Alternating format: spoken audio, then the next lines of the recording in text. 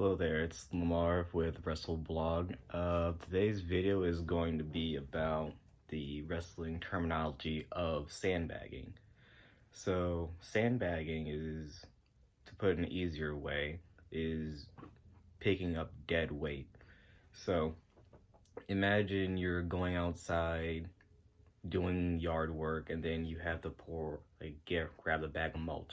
That bag of mulch is not gonna help you carry it on your shoulder. You have to pick it up with your own strength. So sandbagging is basically that, when you have to pick up something or someone using your own weight because they're not assisting you in any type of way. So as we all know, yes, wrestling is scripted and most of the moves aren't real, but most of the stuff that happens, you have to help your fellow wrestler. So if you were to pick up a person like a fireman's carry position, which is tossing them up, putting them on your shoulders, or like a power slam position, which is tossing them on your shoulder, they have to help you put them on your shoulder, because 9 times out of 10 they can't lift your actual body weight. So say that there's a 150-pound wrestler and there's like a 230-pound wrestler. That 150-pound wrestler probably can't lift a 230-pound wrestler because he doesn't have enough strength to hold and carry him for so long. So what the 230-pound wrestler has to do is at least give him a little boost to help him. And if he's not going to help him, the one with the lesser weight has to use their own body strength to deadlift them off the ground. And I'm gonna put a few images or a video in this to show an example of what sandbagging is. And an instance that happened with sandbagging, a bad instance that happened with it is, a wrestler had to sandbag his opponent when he didn't lift himself up for a powerbomb spot that we're supposed to do. So what happened is, the wrestler that didn't help, he got sandbagged and dumped on his head, which practically caused them serious injuries and could hospitalize them and paralyze them for life, but luckily he made it out of it. Another instance of this happening is during it wasn't the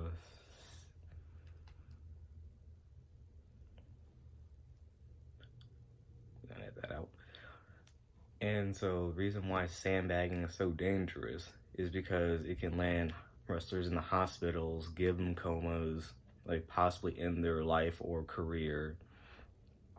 And it also kind of makes the whole spot awkward because one wrestler is refusing to help the other wrestler, or he forgets to help them, and that wrestler has to continue the spot or make something up on the fly because that was the planned move that was supposed to happen.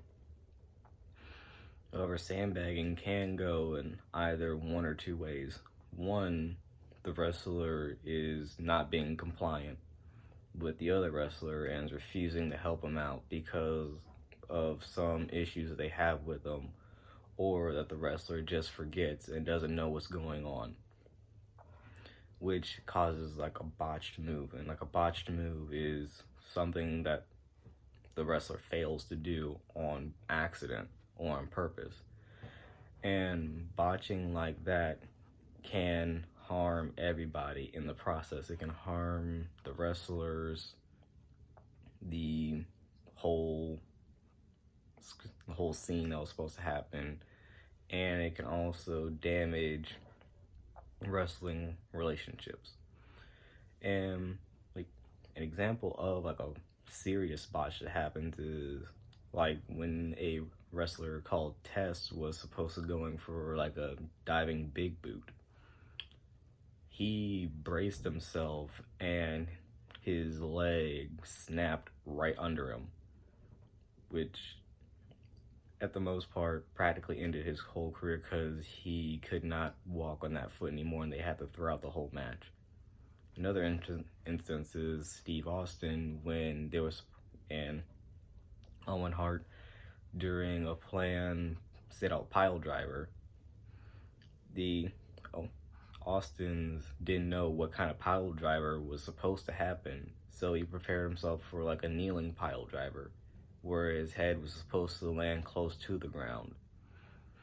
But instead, they were going for a sit-out pile driver, where his head was not supposed to be anywhere near the ground. And the difference is, a kneeling pile driver, the wrestler that's performing the pile driver has to land on their knees, compared to a sit-out where they land on their butt, and the wrestler's head is like closer toward the thighs than the knees, which caused him to have a concussion and a broken neck. Luckily, he recovered from that. And so overall, sandbagging is a dangerous and deadly situation that can either go wrong or can be slightly good depending on how it's taken. Because some sandbagging improves a wrestler's moves, such as not Death Valley Driver, a